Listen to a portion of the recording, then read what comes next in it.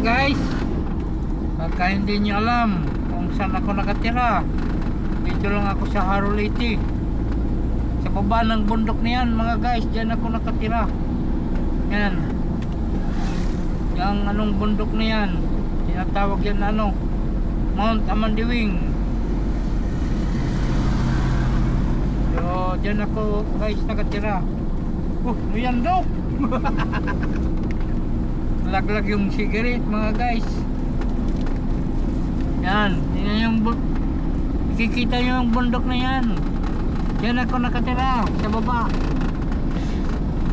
Diyan mismo.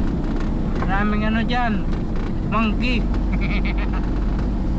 So ito yung daan papunta doon sa baba ng bundok mga guys. Magandang ano doon, tanawin. Hindi nasira na ano, bagyong ano yun, Tino.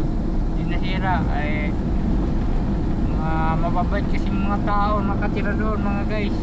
Kaya hindi nasira yung ano, lugar namin dito. Tingnan nyo yung mga nyog, okay pa.